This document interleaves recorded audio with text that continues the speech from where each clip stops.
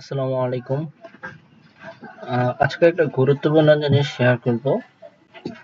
অনেকে আছে এই জিনিসটা জানেই না, তো নতুন একটা কিছু অনেকে জানবেন। তো দেখা যাক। তো আমার হচ্ছে দুইটা অ্যাড রান করলাম, একটা 2-3 দিন যাবত চলতেছে আর একটা মাত্র এক পাবলিশ করেছি। হ্যাঁ, তো এটা মাত্র করেছি, 2 মিনিটও হয় নাই।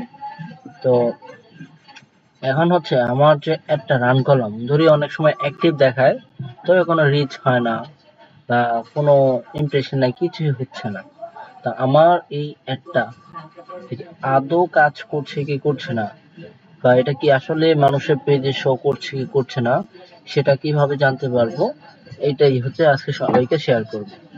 তো এই জায়গায় আমরা হচ্ছে একটা জিনিস থেকে সার্চ দেবো, সেটা হচ্ছে অ্যাড লাইব্রেরি। অ্যাড লাইব্রেরি লেখার পর এই যে আমাদের প্রথম যে দেখেন পেজটা, এই পেজের মধ্যে আমরা একটা ক্লিক করলাম, ইন্টারফেসটা ঠিক এরকম আসবে। তো আমরা হচ্ছে এই যে ক্যাটাগরির জায়গায় আসলে অল অ্যাডস, ক্যাটাগরির জায়গায় অল অ্যাডস দিব। আর হচ্ছে আমরা যেই পেজের অ্যাড রান করেছি সেই পেজের নামটা সার্চ দিব।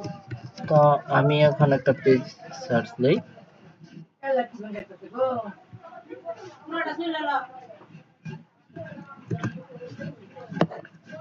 তো আমি একটা পেজ সার্চ দিচ্ছি, তো দেখা যাক সেই পেজের কি অবস্থা, অ্যাড গুলো কি ঠিকঠাক চলছে কি চলছে না, সেটা বোঝার জন্য হচ্ছে আমরা একটা সার্চ দেব। তো এই তো আমাদের এই পেজটা এসে পড়েছে। এই তো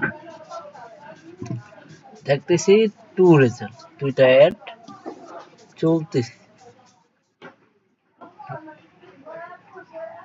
তো টু অ্যাডস, তো হোপফুলি আমরা দেখতেছি আমাদের কিন্তু এই যে অ্যাডটা যে এটা কিন্তু চলতেছে।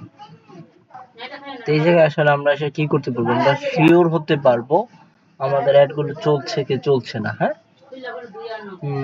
আশা করি সবার ভিডিওটা অনেক ভালো লেগেছে, নতুন কিছু জানলেন।